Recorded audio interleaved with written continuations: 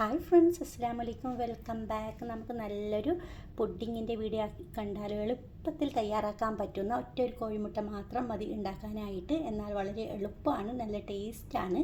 തീർച്ചയായും കുട്ടികൾക്കൊക്കെ ഇഷ്ടപ്പെടും. അപ്പോൾ എന്താണെന്ന് നമുക്ക് കണ്ടു നോക്കാം. ആദ്യമായിട്ട് കാണുന്ന കൂട്ടുകാർ ആരെങ്കിലും ഉണ്ടെങ്കിൽ ഒന്ന് സബ്സ്ക്രൈബ് ചെയ്ത് സപ്പോർട്ട് ചെയ്യണം. എന്നാൽ ശരി, നമുക്ക് വീഡിയോ എന്താണെന്ന് കണ്ടു നോക്കാം. പാൻ വെക്കുക, അതിലോട്ട് 1 ടേബിൾ സ്പൂൺ മാത്രം പഞ്ചസാര ചേർത്ത് കൊടുക്കുക. എന്നിട്ട് നമുക്ക് ഇതൊന്നും ഇപ്പോൾ ഇളക്കണ്ട, ഇതൊന്ന് അലിഞ്ഞ് തുടങ്ങുമ്പോൾ മാത്രം ഒന്ന് ഇളക്കി കൊടുത്താൽ മതി. അതുവരെ നമുക്കൊന്ന് വെയിറ്റ് ചെയ്യാം. ആദ്യം ഹൈ ഫ്ലെയിമിൽ ഇട്ട് കൊടുക്കുക. അലിയുമ്പോഴത്തേക്കും നമുക്ക് തീ ഒന്ന് ചെറുതാക്കി കൊടുക്കാം. ഏകദേശം ഇപ്പോൾ പഞ്ചസാര അലിഞ്ഞ് വരുന്നുണ്ട്. ഇനി നമുക്ക് തീ ഒന്ന് കുറച്ച് കൊടുത്തിട്ട് സ്പാച്ചില വെച്ചിട്ട് ഒന്ന് ചെറുതായിട്ട് ഒന്ന് ഇങ്ങനെ ഇളക്കി കൊടുക്കാം. ഇത് അലിഞ്ഞ് കാരമലായിട്ടുണ്ട്. നമുക്കിതിനെ പാത്രത്തിലാണോ നിങ്ങൾ ഉണ്ടാക്കുന്നത് ആ പാത്രത്തിലോട്ട് ഒന്ന് പെട്ടെന്ന് തന്നെ ഒന്ന് ഒഴിച്ച് കൊടുക്കുക. എന്നിട്ട് എല്ലായിടത്തും ഇതേപോലെ സ്പാച്ചില വെച്ചിട്ട് ആക്കി കൊടുക്കുക. ചുറ്റിലും നമുക്കിതവിടെ മാറ്റി വെക്കാം. അപ്പോഴത്തേക്കും നല്ല രീതിയിൽ ഇതൊന്ന് ഉറച്ച് കിട്ടും. പിന്നെ നിങ്ങൾക്ക് ഒഴിക്കുന്ന കാരമൽ എല്ലായിടത്തും ആയില്ലെങ്കിൽ ഞാനൊരു ഐഡിയ പറഞ്ഞു തരാം. നമുക്കിതിനെ ഒരു മിനിറ്റ് ഓവനിൽ വെച്ചിട്ട് ഒന്ന് ചൂടാക്കി എടുത്തിട്ട് പെട്ടെന്ന് തന്നെ ഇങ്ങനെ ഒന്ന് തിരിച്ച് കൊടുത്താൽ എല്ലായിടത്തും ഇതേപോലെ കാരമൽ എത്തുന്നതായിരിക്കും.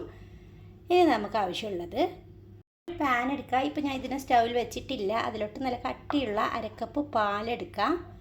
ശ്രദ്ധിക്കുക കേട്ടോ. എന്നിട്ട് നമുക്ക് ഇതിന് ആവശ്യമുള്ളത് 2 ടേബിൾ സ്പൂൺ റവയാണ്. അത് ചേർക്കുന്നുണ്ട്. വറുത്തതോ വറുക്കാത്തതോ ഏത് വേണേലും എടുക്കാം. ഞാനിപ്പോൾ 2 ടേബിൾ സ്പൂൺ, 1/2 കപ്പ് പാലിന് 2 ടേബിൾ സ്പൂൺ റവ എടുത്തിട്ടുണ്ട്. ഇനി 1.5 ടേബിൾ സ്പൂൺ മാത്രം പഞ്ചസാര ചേർത്ത് കൊടുക്കുക. ഞാനിപ്പോൾ അത്രയാണ് എടുത്തിട്ടുള്ളത്. നല്ല കറക്റ്റ് അളവാണ്. നിങ്ങൾക്ക് മധുരം നല്ലോണം വേണമെങ്കിൽ 2 ടേബിൾ സ്പൂൺ വരെ ആക്കാം. ഞാനിപ്പോൾ 1.5 ടേബിൾ സ്പൂണാണ് എടുത്തിട്ടുള്ളത്. ടേസ്റ്റ് ബാലൻസിന് വേണ്ടിയിട്ട് 1 നുള്ളു ഉപ്പും കൂടി ചേർത്ത് കൊടുക്കാം. നമുക്കിതെല്ലാം കൂടി നല്ലവണ്ണം ഒന്ന് മിക്സാക്കി കൊടുക്കണം. കട്ടകളില്ലാതെ ഒന്ന് റവയും പഞ്ചസാരയും ഒക്കെ ഈ പാലിൽ ഒന്ന് അലിഞ്ഞ് ചേരാൻ വേണ്ടിയിട്ട് ഒന്ന് മിക്സാക്കി കൊടുക്കാം. നമുക്കിതിനെ സ്റ്റൗവിലോട്ട് മാറ്റി കൊടുക്കാം. സ്റ്റൗവിലോട്ട് മാറ്റിയിട്ടുണ്ട്. ഇനി നമുക്കിതിലോട്ട് ഒരു 1/4 ടീസ്പൂൺ മാത്രം നെയ്യ് ഇഷ്ടമുണ്ടെങ്കിൽ ചേർക്കാം. ചേർത്ത നല്ലൊരു ടേസ്റ്റാണ്, നല്ലൊരു അരോമയാണ്. അതിന് വേണ്ടിയിട്ടാണ് 1/4 ടീസ്പൂൺ മാത്രം നെയ്യ് ചേർത്തത്. എന്നിട്ട് നമുക്ക് ഇതിനൊന്ന് തിളക്കാൻ അനുവദിക്കാം. മീഡിയം ഫ്ലെയിമിലിട്ടിട്ട് വേണം ഇങ്ങനെ ചെയ്തെടുക്കാനായിട്ട്. അപ്പോഴത്തേക്കും ഈ റവ നല്ലോണം സോഫ്റ്റായി കിട്ടും. അതിന് വേണ്ടിയിട്ടാണ് ഇങ്ങനെ ചെയ്യുന്നത്. ഇടയ്ക്കിടയ്ക്ക് ഇങ്ങനെ നിന്ന് സ്പാച്ചില വെച്ചിട്ട് ഇളക്കിക്കൊണ്ടേ ഇരിക്കുക കേട്ടോ. പെട്ടെന്ന് തന്നെ റെഡിയാക്കാൻ കൂടുതൽ ടൈമൊന്നും വേണ്ട. എന്നാൽ നല്ല ടേസ്റ്റാണ് ഇത് കഴിക്കാനായിട്ട്. കുട്ടികൾക്കൊക്കെ ഒത്തിരി ഇഷ്ടപ്പെടും. തീർച്ചയായും നിങ്ങൾ ഇതെന്തായാലും ട്രൈ ചെയ്ത് നോക്കണം.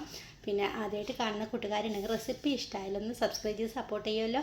ഇപ്പോൾ കണ്ടല്ലോ, ഇപ്പോൾ ഏകദേശം ഒന്ന് തിള വരുന്നുണ്ട്. നിങ്ങൾക്ക് കാണാൻ പറ്റുന്നുണ്ടല്ലോ, ഇതിലെ സൈഡിലൊക്കെ ബബിൾസ് വരുന്നുണ്ട്. ഇനി നമുക്ക് ഇപ്പോൾ കട്ടിയായി തുടങ്ങുന്നുണ്ട്. നമുക്കിതിൻ്റെ തീ ഓഫ് ചെയ്യാം. എന്നിട്ട് നമുക്ക് സ്റ്റൗവിൽ നിന്ന് മാറ്റി കൊടുക്കാം.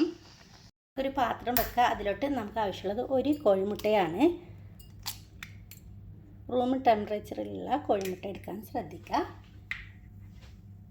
ഒരു ഫോർക്ക് വെച്ചിട്ട് ഈ മഞ്ഞക്കുരു ഒന്ന് ഉടച്ചെടുക്കുക.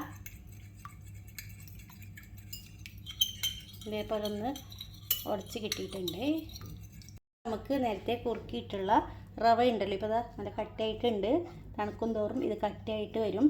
അത് നമുക്ക് ഈ മുട്ടയിലോട്ട് ഒന്ന് ചേർത്ത് കൊടുക്കാം. ഇനി നമുക്ക് ഇതെല്ലാം കൂടി നല്ലോണം ഒന്ന് മിക്സാക്കി കൊടുക്കാം. ഈ മുട്ടയിൽ നല്ലോണം ഒന്ന് യോജിക്കുന്നത് വരെ ഇങ്ങനെ ഒന്ന് മിക്സാക്കി എടുക്കണം. ഇതാ മിക്സാക്കി എടുത്തിട്ടുണ്ട്. ഇതുപോലെ കിട്ടും. ഇനി നമുക്ക് നേരത്തെ കാരമൽ ചെയ്ത് വെച്ചിട്ടുള്ള പാത്രം ഉണ്ടല്ലോ, അതിലോട്ട് ഇതൊന്ന് ഒഴിച്ച് കൊടുക്കാം. ഇതേപോലെ ഫുള്ളായിട്ട് ഒന്ന് ഒഴിച്ച് കൊടുത്തിട്ട് ഒന്ന് ടാപ്പ് ചെയ്തെടുക്കാം. ഇല്ലെങ്കിൽ സ്പാച്ചിൽ വെച്ചിട്ട് ഒന്നിങ്ങനെ നിരപ്പാക്കി കൊടുക്കാം. അതിനുശേഷം നമുക്കൊരു ക്ലീൻ ഫിലിമോ അല്ലെങ്കിൽ ഫോയിൽ വെച്ചിട്ടോ ഇങ്ങനെ ഒന്ന് കവർ ചെയ്തെടുക്കണം. ടൈറ്റായിട്ടൊന്ന് കവർ ചെയ്തെടുത്താൽ മതി. പിന്നെ ഇതിലോട്ട് നിങ്ങൾക്ക് വേണേൽ വെനില എസൻസ് ചേർക്കാം. അപ്പം ഞാനതൊന്നും ചേർക്കുന്നില്ല. നിങ്ങൾക്ക് മുട്ടയുടെ സ്മെല്ലുണ്ടെങ്കിൽ അങ്ങനെ ഒന്ന് ചേർത്ത് കൊടുത്താലും നല്ലതായിരിക്കും. അതൊന്നും കയ്യിലില്ലെങ്കിൽ അല്പം തേൻ കൂടി ചേർത്ത് കൊടുത്താലും ആ സ്മെല്ലൊക്കെ പോയി കിട്ടും. ഇപ്പം ഞാൻ രണ്ടും ഇതൊന്നും ചേർത്തിട്ടില്ല, അങ്ങനെ തന്നെയാണ് ചെയ്തെടുത്തിട്ടുള്ളത്. ഇനി നമുക്കിതിനെ ഇതേപോലത്തെ പാത്രത്തിൽ അല്പം വെള്ളം വെച്ചിട്ടുണ്ട്. അതിന് നടുക്ക് ഒരു പാത്രം കൂടി വെച്ചിട്ടുണ്ട്. ഇനി നമുക്ക് ഇതിലോട്ടൊന്ന് ഇറക്കി വെച്ച് കൊടുക്കാം.